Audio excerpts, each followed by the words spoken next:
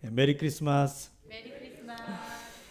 많은 사람들이 성탄을 좋아해요. 아기 예수의 탄생 이야기는 언제 들어도 마음이 따뜻해지고 잠시나마 시름 많고 또 슬픔 많은 이 세상을 살아가면서도 좀 평화를 느낄 수 있는 그런 이야기가 바로 이 성탄의 이야기라고 생각해요. 자, 그런데 오늘 이 시간에 저는 여러분들에게 한 가지 질문하고 싶은 게 있습니다. 그것은 자, 우리는 성탄을 좋아하는 사람인가 아니면 성탄을 믿는 사람인가 라고 하는 것입니다. 자, 우리가 성탄을 기다리고 또 성탄을 또 누리고 즐겁게 보내고자 하는데 성탄을 좋아하는가 믿는가는 좀 달라요. 여러분, 우리는 성탄을 좋아하고 또 성탄을 즐기기에 이전에 먼저 우리는 성탄을 믿는 사람들이 되어야 합니다. 믿는다. 성탄을 믿는다는 것이 무엇입니까? 그것은 단지 아기 예수로 이 땅에 하나님이 오셨다라고 하는 것을 아는 것으로 끝나는 것이 아니죠. 성탄을 믿는다는 것은 그분이 왜 그 하늘 보좌를 버리고 이 땅에 오셨는지를 믿는 거예요. 그분이 오셔서 무엇을 하셨고 또 어떤 삶을 사셨고 우리를 위해서 무엇을 이루셨는지 그것을 믿는 것이 성탄을 믿는 것입니다. 자, 여러분, 예수님은 단지 하늘 보좌 버리고 이 땅에 오신 것으로 태어나신 것으로 그분의 사역을 마친 것이 아닙니다. 그분은 이 땅에 오셔서 태어나셔서 자라시고 그리고 나서 공생애를 시작하시면서 사람들을 가르치시고 또 병든 자들을 고치시고 하나님 나라 복음을 선포하셨어요. 사랑으로 사람들을 품으셨고 또 진리로 세상을 도전하며 흔드셨습니다. 자, 그런데 예수님이 이 땅에 오셔서 하신 그 모든 사역과 그분의 삶의 끝은 결국에 한 방향으로 흘러가는 것을 보게 됩니다. 그곳이 어디입니까? 바로 십자가와 부활이죠. 자, 여기서 우리가 분명히 깨달아야 될 사실이 하나 있습니다. 여러분, 우리가 보통 누군가의 탄생, 누군가의 생일을 기억하고 때론 우리는 그 사람의 생가를 찾아가기도 하고요. 그 사람이 살았던 곳, 태어난 곳을 가보기도 하고 또 그 사람의 이름을 오래도록 기억해 주는데 그 이유가 뭡니까? 그가 태어났기 때문이 아니죠. 그 사람이 이 땅에서 어떻게 살았는지, 무엇을 위해서 살았는지, 어떤 삶과 어떤 삶의 발자취를 남겼는지가 너무나 귀하고 그 삶이 너무나 의미가 있었기 때문에 우리는 그의 탄생까지 기억해주고 그의 일생을 기념하는 거죠. 태어난 자체가 귀한 것이 아닌 그분의 삶이 너무나 귀하기 때문에 우리가 그분의 전부를 기억해 주는 것처럼 예수님의 삶도 마찬가지예요. 예수님의 삶은 성탄에서 시작되었지만 그 성탄에서 끝나지 않습니다. 예수님이 이 세상에 오셔서 행하신 그 모든 사역은 결국 어디를 향합니까? 십자가를 향해요. 그리고 그 십자가를 통과하시고 나서 빈 무덤으로 그분의 복음은 완성됩니다. 그래서 성탄은 그 자체로 완결되는 사건이 아니라 부활을 향해 나아가는 시작이 되는 것이죠. 그래서 저는 오늘 이 성탄을 앞둔 이 절기에 저는 새삼스럽게 부활이라고 하는 주제를 꺼내 들었던 거예요. 물론 우리가 지금 고린도전서의 말씀을 쭉 함께 살펴보고 있기 때문에 오늘 우리가 함께 맞이하는 본문이 고린도전서 15장이기에 우리가 함께 그 말씀을 나누지만 왜 성탄을 앞두고 새삼 부활을 말해야 되는가? 누군가 이렇게 이야기할 수 있을 것 같아요. 성탄을 이야기해도 탄생을 이야기해도 부족한 이 시점에 바울이 오늘 우리에게 주고자 하는 메시지가 분명한 거예요. 그것은 부활을 믿어야 한다는 것입니다. 자, 한번 물어볼까요? 여러분, 부활을 믿습니까? 제가 여러분들에게 성탄의 분위기를 깨려고 이런 말씀을 하는 게 아니라 오히려 부활이라고 하는 것은 우리 복음의 중심이기 때문이에요. 그래서 오늘 이 메시지는 여러분들에게 신앙의 본질로 다시 돌아가자라고 하는 복음으로의 초대라고 할 수 있습니다. 자, 오늘 본문 고린도전서 15장은 바울이 그가 썼던 그 모든 서신서 가운데서 가장 어찌 보면 부활의 문제를 가장 심도 있게, 가장 깊게, 그리고 중요하게 다루는 장이라고 할 수 있어요.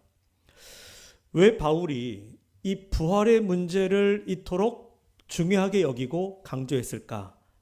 그 이유는 고린도 교회 안에 부활에 대해서 의심하는 사람들, 또 부활을 부인하고 부활을 부정하는 사람들이 있었기 때문입니다. 고린도라고 하는 도시는 그 당시에 바울 시대의 고린도라고 하는 도시는 헬라 문화의 중심지예요. 헬라 철학과 또 헬라 문화의 중심지였습니다. 그 당시에 헬라 사람들은 눈에 보이는 물질의 세계를 하찮게 여기는 경향이 좀 있었습니다. 그리고 보이지 않는 신들, 그리고 진리, 로고스라고 하는 진리, 정신, 고귀한 정신, 영혼, 이런 보이지 않는 것에 더 큰 가치를 두고 육신은 하찮은 것, 그리고 보이지 않는 영혼은 소중한 것, 이렇게 여기는 분명한 구분이 있었어요. 그래서 죽은 몸이 다시 살아난다, 죽었던 육체가 다시 살아난다라고 하는 것은 있을 수 없는 일이다. 그 하찮은 것이 다시 살아난들 오히려 그것이 우리에게 더 육신의 고통을 주고 또 이 죄 많은 세상을 살아가는데 힘들고 어려움을 주는데 굳이 부활해서 무슨 소용이 있느냐라고 하는 거예요. 자, 부활의 개념은 그 당시에 이성적이고 대단히 논리적이라고 생각하는 헬라 사람들에게는 도무지 받아들일 수 없는 그런 허무맹랑한 이야기에 불과했습니다. 자, 그런데 문제가 뭐냐면 세상 사람들이 그렇게 이야기하고 헬라 사람들이 그렇게 서로 이야기한다고 그게 문제가 되느냐? 사실 그들에게 문제가 되지 않아요. 문제는 뭐냐면 그런 사상이 부활을 부정하고 부활을 부인하는 생각들이 자연스럽게 교회 안으로 흘러 들어와서 성도들 사이에도 예수를 믿는다고 하면서도 성도들 사이에 그리스도의 부활은 없다, 죽은 자의 부활은 없다, 이렇게 말하기 시작했다는 거예요.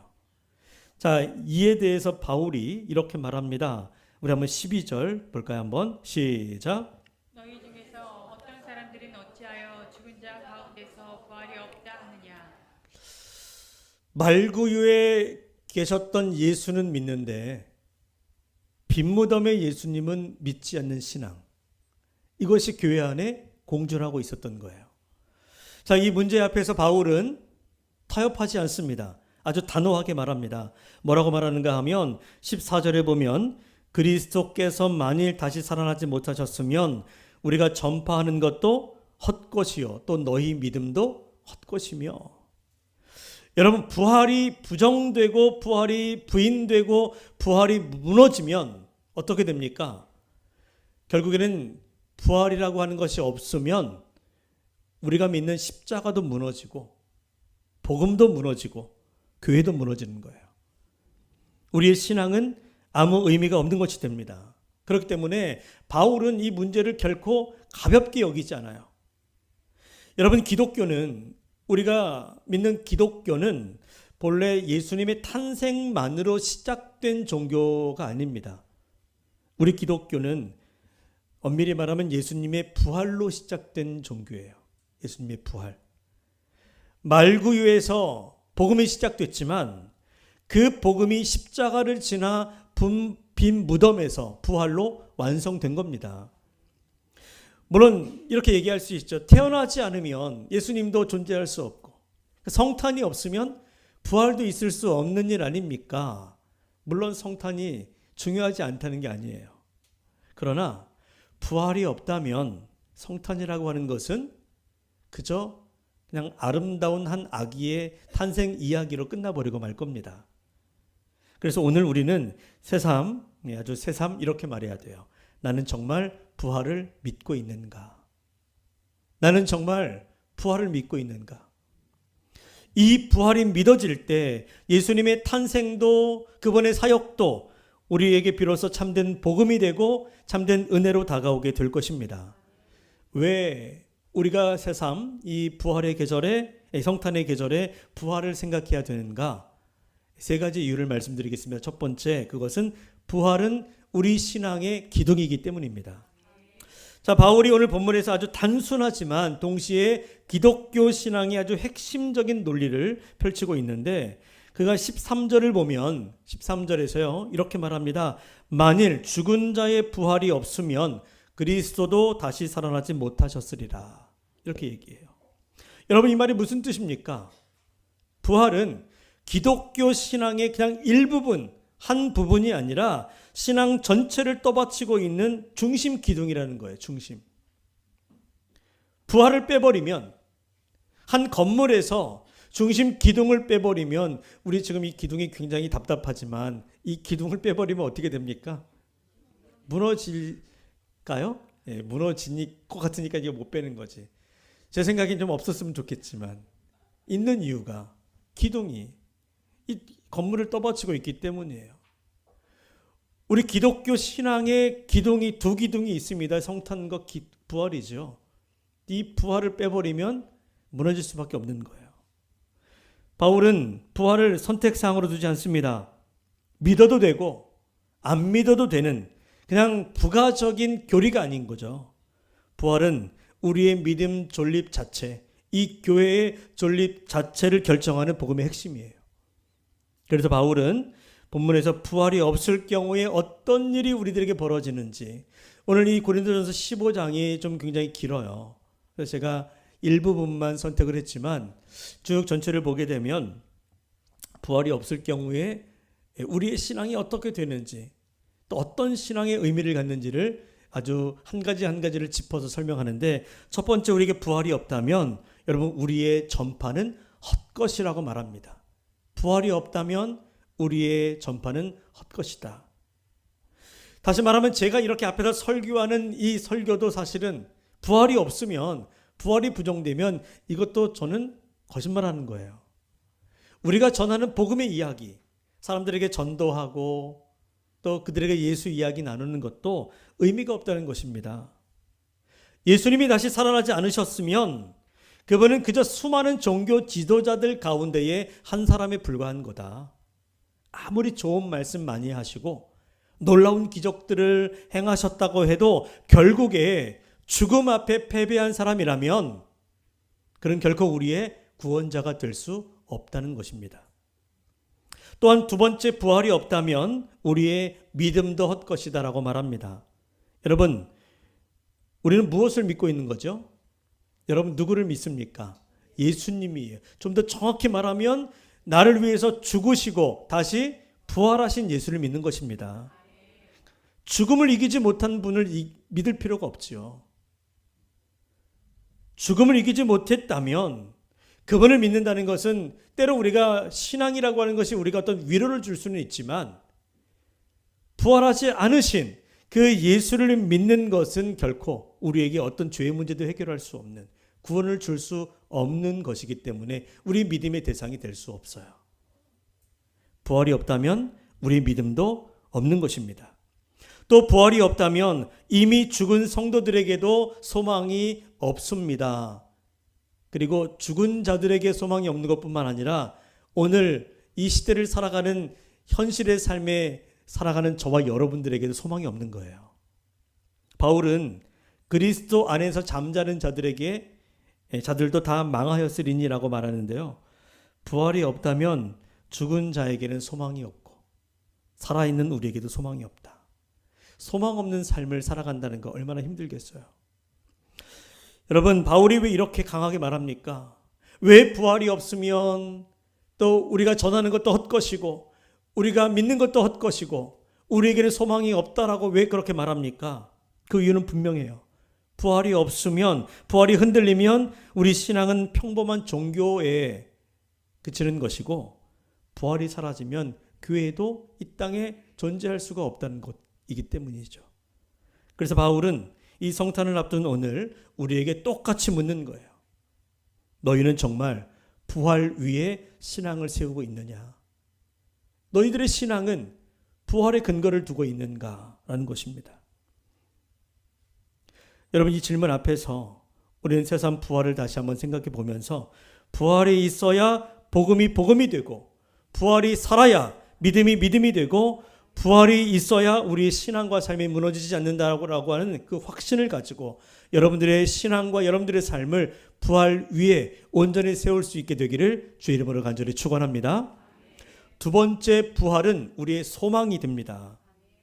자, 바울이 부활이 없을 경우에 어떤 절망을 우리에게 쭉 설명을 한 뒤에 이제 복음의 방향을 바꾸면서 아주 확실하게 한 문장을 선포하고 있는데 그게 오늘 본문이에요.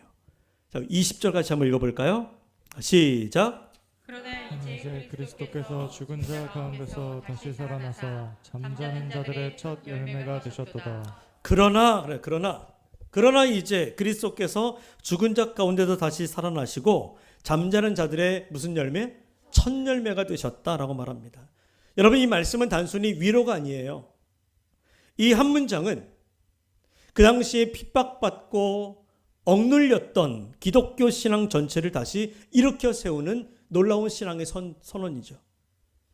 부활은 먼 훗날에 그렇게 될 수도 있다라고 하는 어떤 가능성과 희망사항이 아니라 이미 과거에 일어난 사건이고 그 사실 위에 우리의 소망이 세워져 있다는 것을 선포하는 것입니다. 자, 예수 그리스도의 부활이 잠자는 자들의 무슨 열매? 첫 열매라고 했습니다. 여러분, 첫 열매가 뭐예요? 첫 열매는 마지막 끝에 따는 열매가 아니죠. 처음 따는 열매이고 그것은 무엇을 의미합니까? 이후에 계속해서 열매가 맺어지고 우리가 얻을 수 있다라고 하는 그 열매 시작을 의미하는 거잖아요. 예수 그리스도의 부활은 예수님 한 분으로 끝나는 사건이 아니라 그리스도 안에 있는 모든 성도들의 부활을 예고해주고 보증해주는 사건이라는 것입니다. 다시 말하면 예수 그리스도의 부활은 그분에게서만이 아니라 오늘을 살아가는 우리에게도, 다시 말하면 나도 다시 살 수 있다.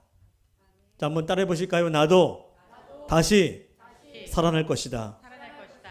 그런 소망의 근거가 바로 예수 그리스도의 부활에 있는 것입니다. 그래서 부활 신앙은 단지 죽은 다음에 있을 이야기가 아닙니다. 부활은 오늘을 살아가게 하는 소망의 힘이 되죠. 바울은 만일 부활이 없다면 사람들은 이렇게 살아갈 수밖에 없다고 한탄하며 이야기해요. 어떻게 살아갑니까? 자, 32절을 볼까요? 시작. 죽은 자 자가 다시 살아나지 못한다면 내일 죽을 터이니 먹고 마시자 하리라. 여러분, 이 말은 인생이 여기서 끝이라면, 부활이 없고 그냥 한 번 살다가 끝나는 인생이라면 오늘의 삶에 절제가 무슨 필요가 있고 헌신도 인내도 필요 없다. 그저 하루하루 살아가는 거, 내 인생 다 하기까지 인생을 마음껏 즐기면서 살아가는 것이 오히려 훨씬 좋은 것 아니겠는가? 부활이 없다면, 이 삶이 끝이라면 한 번 사는 인생 멋지게, 즐겁게, 행복하게 살아가면 되지 않겠나? 많은 사람들이 그런 생각들을 갖는다는 거예요. 그러나 부활이 믿어질 때 우리 삶의 태도는 완전히 달라진다는 것입니다.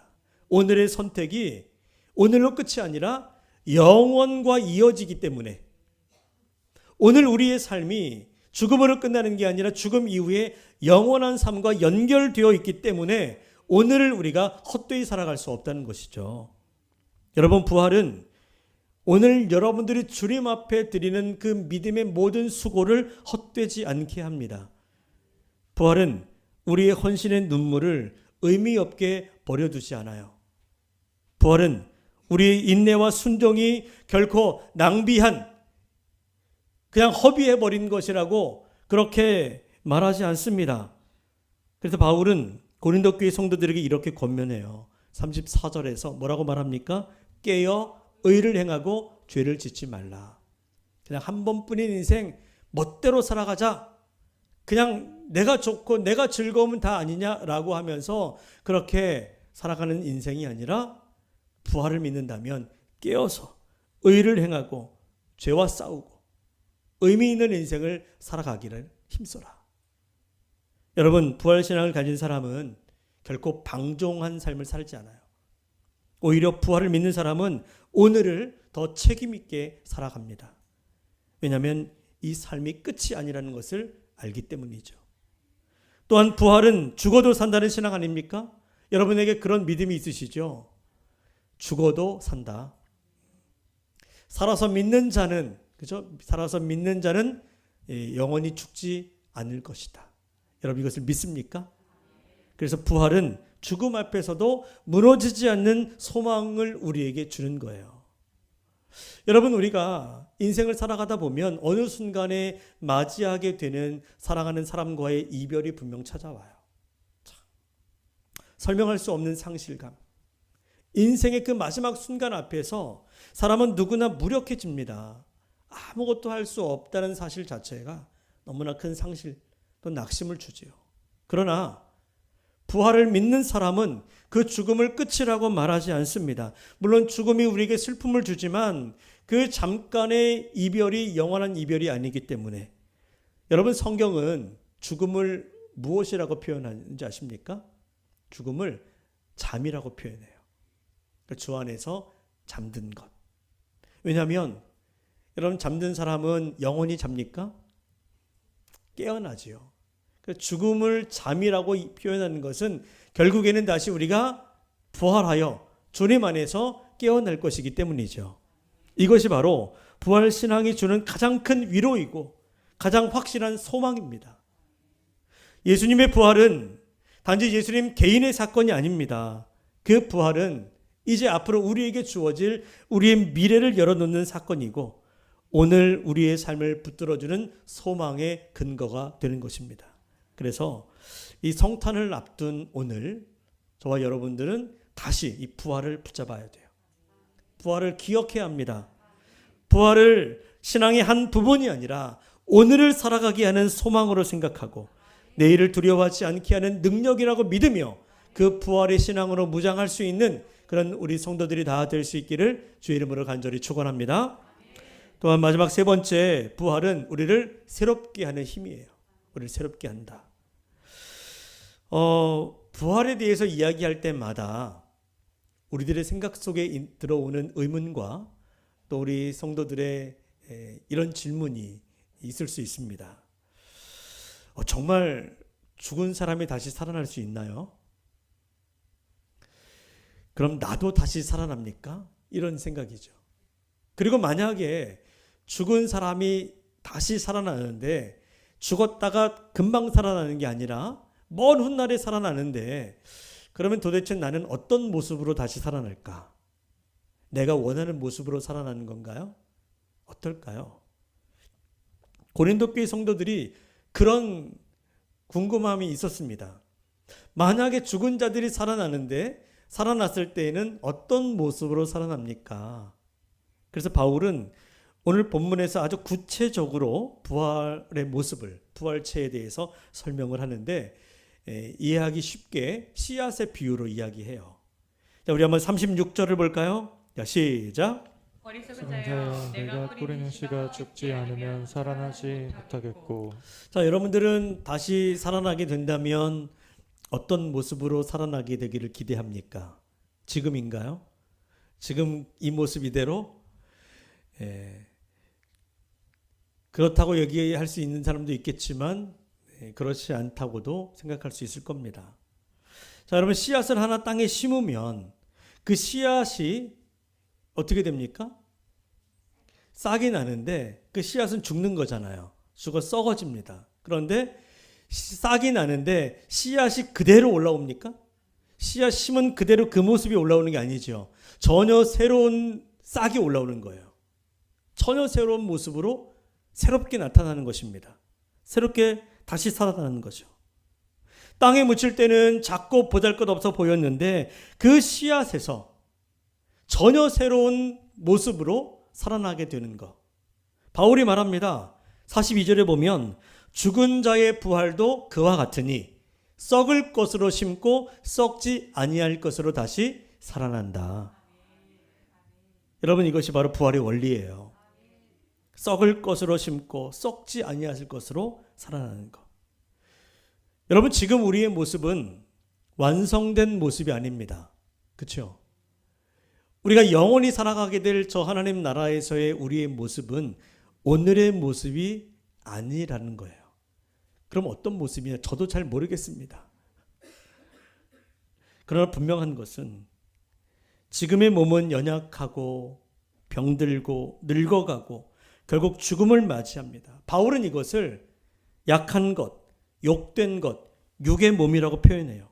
그러나 부활의 몸은 전혀 다릅니다. 오늘 성경에서 바울은 그것을 영광스러운 몸, 강한 몸, 영의 몸이라고 표현하고 있습니다. 여러분들의 삶이, 여러분들의 몸이 이제 다시 주님 안에서 부활하게 될 때에 영광스러운 부활체로 거듭나게 될 것입니다. 이 말씀이 큰 위로가 되지요.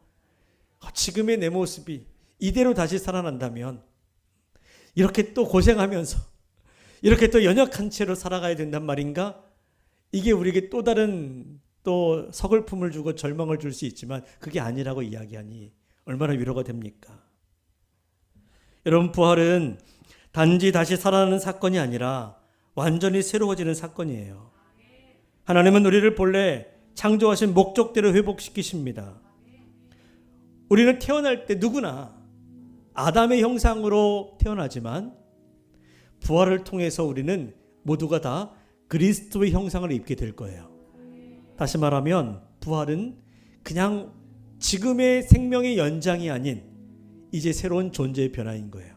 이것을 바울이 뭐라고 표현하는가 하면 고린도후서 5장 17절에서 그런즉 누구든지 그리스도 안에 있으면 새로운 피조물이라 이전 것은 지나갔으니 보라 새 것이 되었도다. 할렐루야. 이 부활의 진리는 단지 미래 이야기로만 끝나는 게 아니에요. 이 선포를 분명히 보십시오. 보라 새 것이 될 것이다. 새 것이 되었도다. 이미 우리는 그리스도 안에서 새로운 부활을 또 소망하는 자로 살아가면서 그 부활의 능력을 이 땅에서도 누리는 자가 되는 것이죠. 부활의 소망을 우리 안에 두고 살아갈 때 우리는 이미 예수 그리스도 안에서 부활을 경험하는 사람들이 되는 것입니다. 그래서 부활을 믿는 사람은요, 과거에 묶여 살아가지 않아요. 과거의 실패, 죄책감, 상처, 절망, 이것이 우리의 삶을 병들게 하고 우리를 죽음으로 몰아가지만 결코 이것이 우리 인생의 결론이 될 수 없기 때문이죠. 부활은 이제 다 끝났다가 아니라 뭡니까? 다시 시작이다. 이제 끝이 아니라 그리스도 안에서 이제 다시 시작이라고 하는 우리 예수 그리스도를 통한 하나님의 선포가 저와 여러분들에게 주어지는 거예요. 여러분, 예수님의 탄생 너무나 귀한 겁니다. 귀한 복음이죠. 하나님께서 사람이 되셔서 이 땅에 오셨다는 그 사실 자체가 복음이고 그 자체가 너무나 큰 은혜입니다. 그러나 성경은 거기서 멈추지 않아요. 예수님의 부활을 그 복음의 완성으로 우리에게 말하고 있습니다.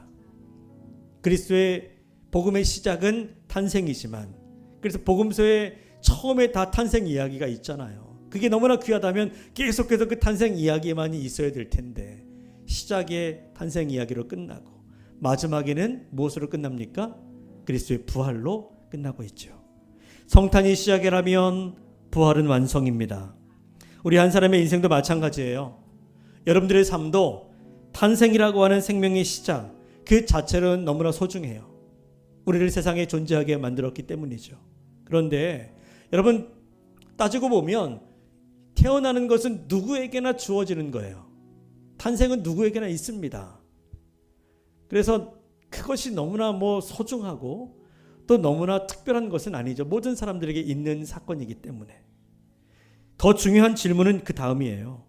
그 생명이 그 탄생 이후에 우리는 이 땅에서 어떻게 살아가느냐, 무엇을 위해 살았고 무엇을 이루었고 어떤 의미를 남겼는가 하는 것입니다. 여러분, 사람은 누구나 태어나지만 누구나 그렇다고 의미 있는 인생을 살아가고 누구에게나 가치 있는 인생이 주어지는 것은 아니더라고요. 우리 예수님의 삶을 보십시오. 예수님은 단지 태어나신 분만이 아니라 그분은 십자가를 지시고 부활하심으로 자신의 그 삶을 온전히 완성시키신 분이십니다. 그리고 부활은 예수님의 승리로 끝나지 않고 오늘 우리에게 이어지는 소망이 되었습니다. 그러므로 여러분, 우리 인생도 마찬가지예요. 우리는 한번 태어난 것으로 그저 주어진 인생을 흘러가듯이 사는 것이 아니라 부활의 소망 안에서 더욱더 가치 있고 의미 있는 인생을 살아가도록 주의 부르심을 받은 존재들입니다. 너무나 그래서 귀한 거예요. 그래서 부활을 믿는 사람은 오늘을 다르게 살아가야 돼요. 오늘의 선택이 영원과 이어지기 때문에 오늘을 허투루 살아가지 않고 오늘을 헛되이 살아갈 수 없습니다. 여러분, 이번 성탄을 맞이하며 우리가 단지 예수님의 탄생을 기억하고 기념하는 데서 멈추지 말고 그분의 부활을 향하여 나아가서 우리도 부활하신 주님과 함께 우리의 삶이 그 부활의 소망 가운데서 다시 세워지는 그 믿음의 능력을 회복하는 삶으로 나아갈 수 있어야 합니다. 그리고 그 부활의 소망을 품고 살아가는 오늘의 삶이 하나님 앞에서 가장 귀한 인생이라고 하는 확신을 가지고 여러분, 그렇게 부활의 능력으로 다시 무장하여 이 땅 가운데에서 하나님의 역사와 또 하나님의 은혜를 누리며 살아갈 뿐만 아니라 우리에게 주어진 모든 삶의 순간순간마다 여러분, 주와 함께 다시 일어날 수 있는, 다시 시작할 수 있는 그런 부활의 은혜와 능력이 성탄을 맞는 우리 모두의 신앙과 삶 위에 충만하게 되시기를 주님의 이름으로 간절히 축원합니다.